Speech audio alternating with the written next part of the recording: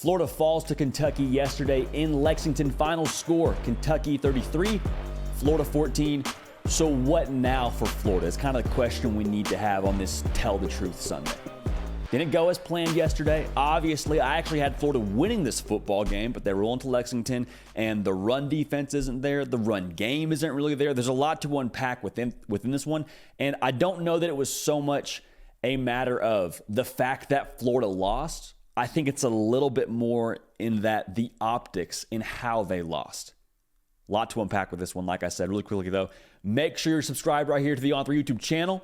We talk college football on this show, The Hard Count, every single day. Want y'all a part of it, all right? So make sure you're dialed in. Make sure you also follow me on Instagram and on Twitter at JD Piquel. We appreciate you in advance for that.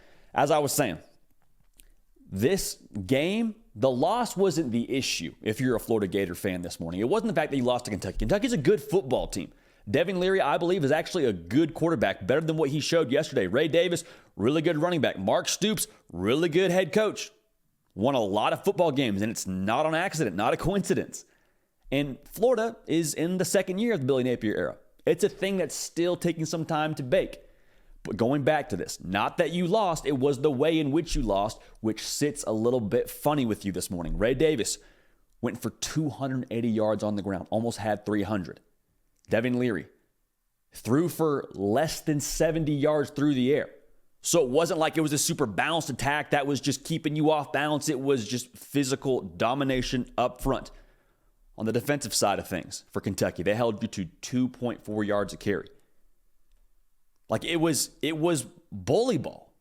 It was bully ball. And for Florida, they've made their brand and they have made their mark and made a case this season that that's who they want to be. They want to be the aggressor. They want to be the hammer, not the nail. They set the tempo. They set the temperature, all that. Like that's how Florida has made their bed to this point in the year when they've been successful. And then Kentucky just totally flipped the script and did that to them. And so today for Florida, the issue is when you get bullied and someone sees you get bullied, well, then it feels like, hey, if Kentucky can bully them, why can't we bully them? And it sort of sets this precedent of what you could potentially be when you play other teams within this conference. Now, I don't know that that has to be true for Florida the rest of the way, but that's the reason why it sits so funny with you this morning. Because it wasn't just a loss that was close and competitive down to the wire. It was straight up bully ball. So with that being said, I think we have to kind of understand that. There's more to this, but the frustration, if you're a Florida fan, goes further than just the way that this game went, because the Tennessee game provided some expectations, provided some goodwill, provided a snapshot of what this team is capable of. It'd be one thing if Florida had just been bad all year and you kind of chalked it up to, well, like, hey, Florida just ain't that good this year. Hey, they don't have it on the defensive side of the ball. Hey, they don't have an offense that can run the football. Like, we've seen Florida do it. So that's why it's so frustrating that they walked out there in Lexington, Kentucky, and just did the opposite of what we had gotten to see against Tennessee. It's not a matter of can they, it's a matter of will they. And can they consistently, I guess, is the better question if you're a Florida fan this morning.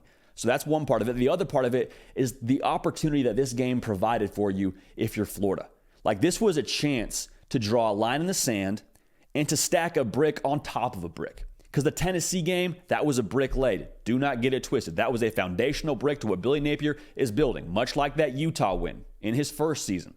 This was a chance to go into a hostile environment at a noon kick in Lexington and play a football team with a head coach, like I said, that is very well established, rock solid culture, and then make a statement from that. But that wasn't the case, and that's why it feels like, man, swing and a miss.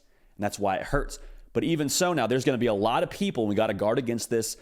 We love college football. We love sports media. We love all of that. But even so, like, there's a tendency with us as just human beings to take one sample size and just extrapolate from that an entire thesis.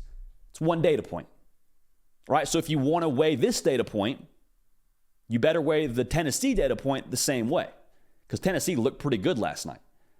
And so what I'm trying to say here is there's going to be a lot of people that are going to sit here today in front of their microphone and tell you, hey, they're done.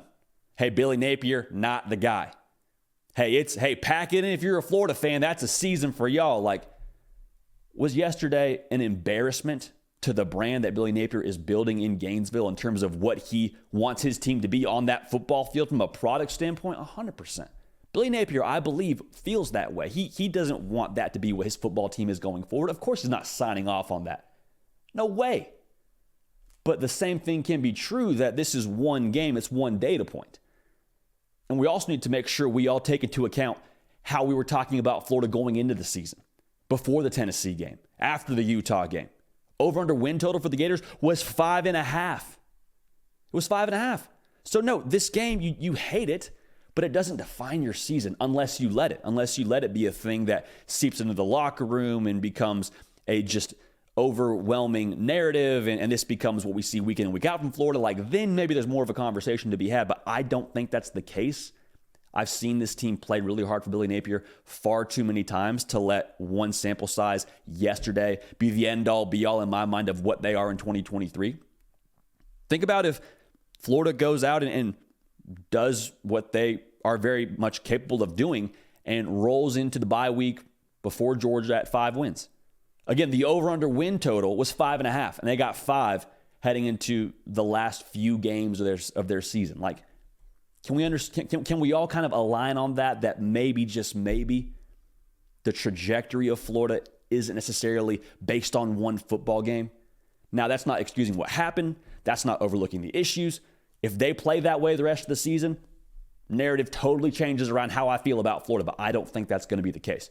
Got beat by a really good football team in Kentucky, in my opinion, from what I saw yesterday, who's tough on the line of scrimmage, has a really good back, and just outplayed you.